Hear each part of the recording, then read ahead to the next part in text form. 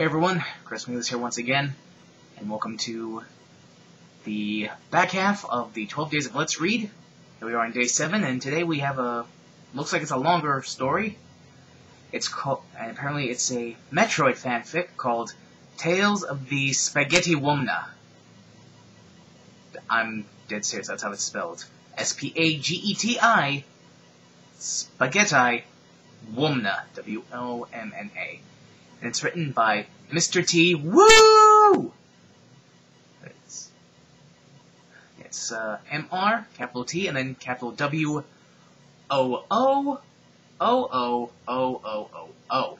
So I assume that's how it's spelled. Mr. T. Woo! Alright, so just take a quick sip of water here. Alright. So here we go. Let's read Tales of the Spageti Womna by Mr. T. Woo! One Friday evening, Samus, Ridelight, Levi, and Mr. T. Woo! We're having a slumber party at Levi's house. Oh good! It's an author self-insert fic also. This is gonna be fantastic. One Friday evening, Samus, Ridelight, Levi, and Mr. T. Woo! We're having a slumber party at Levi's house. Yes, he actually did type that sentence twice in 2 different paragraphs. Samus starts it off the evening conversation with blasting a can of clothes snakes at Levi. Levi wasn't the prettiest and yelled, "Oh, snakes!" and everyone laughed, except for Levi, who was too scared because there were snakes on him, but they really weren't because they were just clothes snakes and they're not real. Samsu intelligently pointed out, "They're not real, Levi." There, being spelled T-H-E-R-E, and everyone laughed and laughed and laughed. Ha ha ha! Lei shook off the snacks and tried to regain, spelled R-A-G-A-Y-N, his composure. So, he sniffed haughtily. "What shall we do?" Billy popped up. "Well, I think Mr. T..." Oh no, I screwed that up. So, he sniffed haughtily. "What shall we do?" Ridley popped up. "Well, I think Mr. T, woo, brought a Ouija board with him." And, yes, I'm going to be doing Ridley in the voice of, the style popularized by Slow Beef in the Metroid Let's Plays and, Red Supre videos. So, yeah. If I'm going to have to read this piece of crap, I may as well make it, interesting and entertaining for me somehow. Mr. T, woo, worthily and coolly. So, a lot of extra letters in there.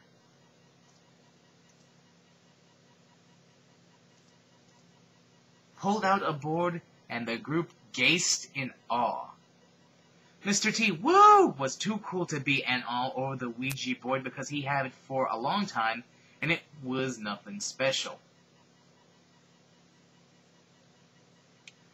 Levi yelled ecstatically, "I want to try, I want to try, I want to try!" And everyone laughed as usual because Levick was a clown, well, not a real clone, but just a real funny guy.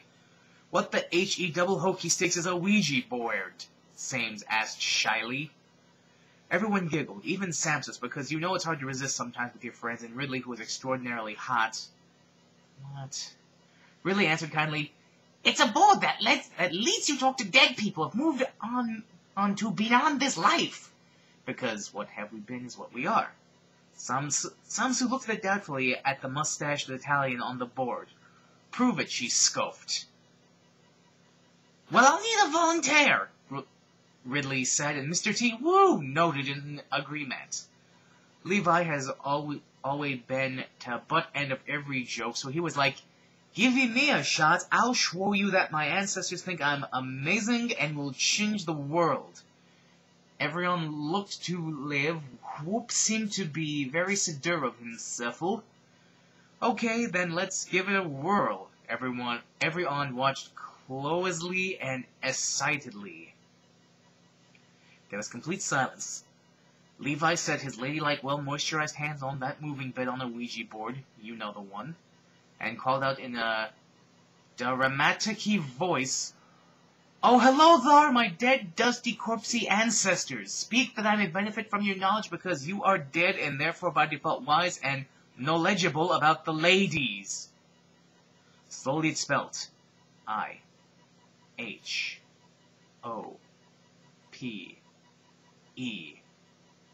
She. Maid. It was a sudden sudden, and everyone jumped at it, and Levi fell back from the Ouija board scared. Once everyone realized it was nothing, they all laughed at Levi for being such a fratty cat. Levi growled because he was angry and shot back with venom in his voice. Don't you guys make fun of me. I am about to receive the information from my dead ancestors that will change my life forever. At that, Mr. T, woo, raised his godly fist with a ski and cessed the commotion. Levi resumed his trance-like stayed. The letters came L-O-T-S-A, spaghetti. Parenthetical, lol, that takes so I'll pretend it was one by one. Geez, cool down, buddy. Of a sudden, the board exploded into flames and sent the plastic tea flying through Levi's expertly applied eyeshadow. Fortunately, he was okay. What? Everyone was scared now because the board was everywhere and it was flaming, and everyone was so scared that they didn't see Mr. T, woo, hid the firecracker box behind his back. It was just a prank, but no one knew, and so they continued to run around afraid, and then Samus saw the box and smartly surmised, you blew it up so Levi wouldn't know the Spageti Womna was. Everyone looked at him hatefully. Ridley and Samus snuck off and kissed and shared chocolate chips in the shrubbery for a while Levi sat and pondered what had become of the Spageti Womna he had longed for all his life. Once Ridley and Samus had come back, Dumbledore stopped by the door to drop something off for Levi.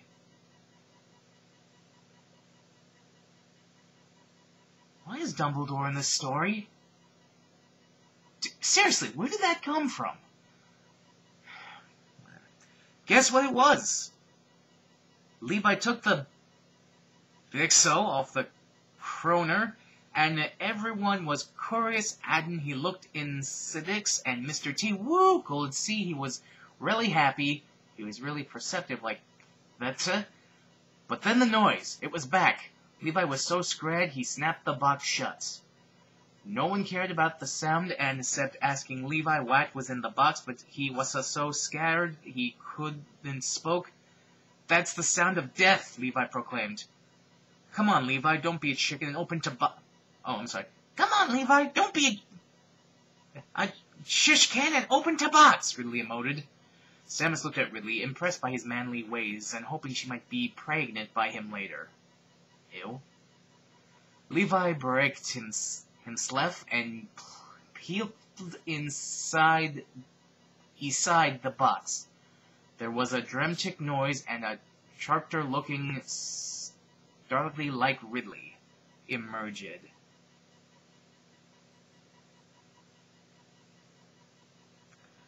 Are you just spaghetti women? Because the dead told all us that someone was hoping you made lots of Spielberg, and then we could told this box mysteriously from your good friend Dumbledore, and I really want to know. Levi yelled. Oh, shit, I thought that was the fake Ridley. Whatever.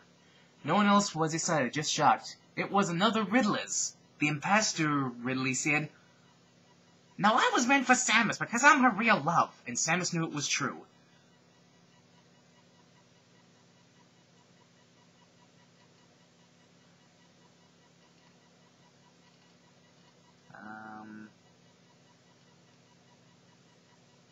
I'm guessing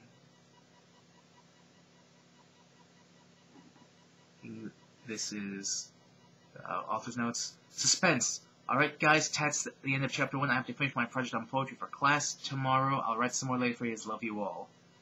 BTW, Ridley's hot in my BF69XOXOX. Chapter 2.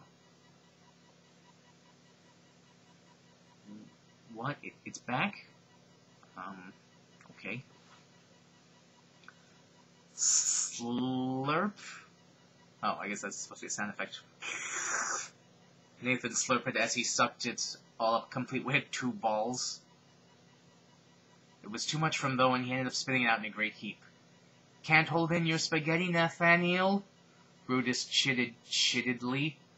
Nathaniel's eyes squinted at the chid remark that he had said so chiddedly. Keep your chid remarks to yourself, he chitted back. Question, who are these people? You know what? I don't care. Moving on. After watching the spectacle for long minutes, Captain Falcon decided to send in his 2 chips. Captain Falcon? Yeah, Nathaniel, don't be a loser. Captain Falcon was an old gee, but no one really knew because he kept his helmet on all the time, lol. Nathaniel looked at the mess he'd made and couldn't but think that the effort was completely effortless and without a points. Well, that's enough diddle-daddling to last us an entire month, Bertsuit chided. Now let's get going unless you want late. The thread had it off at once, for none of them didn't want to not be late. They left the place they were in, couldn't think of a thing, and don't sue, oh thanks, and hated off to Sama's house. If we're late, Levi's gonna knock my pony sideways with his late again. What the hell does that even mean? Then they got stuffed. Before them stood my internet BF, Vegeta90914 Life, who had a ball in each hand of Energy Ball and about to enter Level 4 Super Saiyan. H is said in his awesome, sexy voice, my power is infinite. I have a power level of a big number. Give me your Pokemon cards or... But before he even had to finish, the Frady Cats had dumped their Pokemon cards in a pile of cards before him. Then they ran to Samus's place. They wintered quickly without thinking and then realized it was dark and spooky. There was a sound, a faint scary one coming from deep here in the hose, and each could feel as their balls quite literally shivered at the scary commotion. Then they were attacked. Everyone ran around in the near-complete darkness and ran into each other screaming, and the lights came on, and it was Levi. There was a dark darkness to his eyes, and he spoke darkly. My Spageti Womna was taken from me in ages past. On among you is the one responsible for my loss. There was another evil sound as somebody screamed, Bob Saget, and Levi disappeared into disappearance. Captain Falcon, being older and more manly, took charge and said bravely, let's get to the bottom of this, mystery crew. Then suddenly as Levi had suddenly surprised them, suddenly enveloped in darkness again. Nathaniel stumbled forward, after Brutus accidentally knocked him from behind, no innuendo intended, and hit right into some kind of hoardy creature. He cried, help! Help! There's an able creep, but he was cut off as he vanished. What are just you has happened? Falcon queried. Suddenly, Brutus remembered he had a magic flashlight. He only just remembered it because the magic only else you know about when you net it, and it is also invisible. It's just magic. He turned on the mag, he took out the flashlight, and then it on, and he professionally navigated it towards the staircase down to the basement, and he saw a big awful tail retreading into the depths of the depthy dark. There she blows, he cried, and they ran off after it. Guided by their magic flashlight, spelled T-H-E'-R-E, they receded into the depths of the dank basement. Show your scaly hide, you monster, or we'll find you and take your and us they find die. Burris yelled wildly. They heard a yelp from the side and swiveled around to see what it was, and they managed to catch a glimpse as what was revealed to be some kind of twisted ridley enveloped Nathaniel's head with its massive maw and crushed it with a singing crack. Captain Falcon grabbed a hold of Brutus' folds of his shirt. He's not a fatty like you, JK LMAO. I think that's the first time I've ever flipped off a parenthetical in a fanfiction. Probably won't be the last either. And they ran into the basement. figuring that what they had just seen would be no worse, no being spelled K-N-O-W, than what had gone down stars, and maybe it could lead them to a clue as to why this crazy stuff was happening on. Brutus threw his flashlight about and saw a bodacious girl huddled in the corner. It was Sausmus. "Samsies!" Bruce cried. What is happening? Nathaniel is dead!" Why? She looked up at them with tears in her eyes. That's gotta be painful.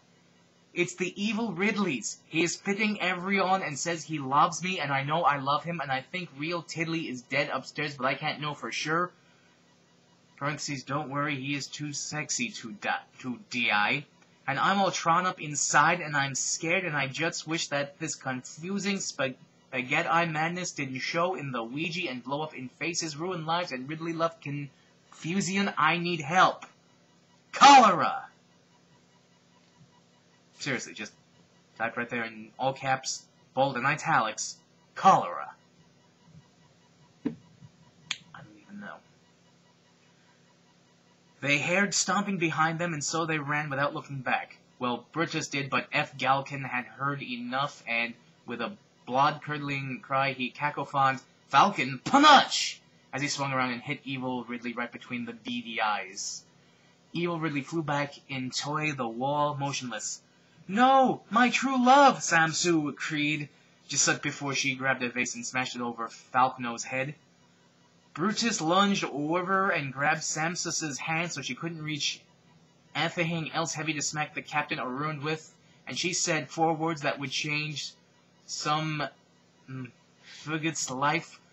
Ridley was pregnant. That's 3 words. But Brutus knew better, he said. I spelled it right later. That was evil Ridley Samsu. A good Ridlet must be around somewhere. But it seemed no answers would be forthcoming. Just then Levi barged in riding a flaming chariot like Omish brethren did. Like his Omish brethren did. God. He pointed a point-sized sword at Brutless and clammed, "You rode me of Tidja Spageti, Womna, now you will die by my hand." Everyone gasped, including Nathaniel, who had just returned from the bathroom. "Is this the end of Brutus?" Samus exclaimed. Author's note. Alright, that's it. So I was a bit rushed. One Tree Hill is coming on a second, and I didn't want to miss it. Check back soon. R&R. Hugs and loves and kisses. Next chapter.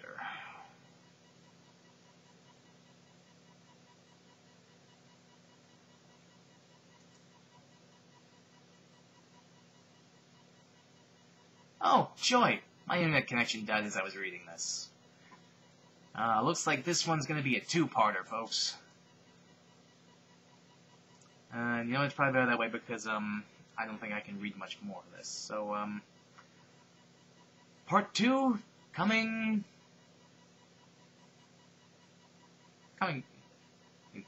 tomorrow. So, see you then. Bye.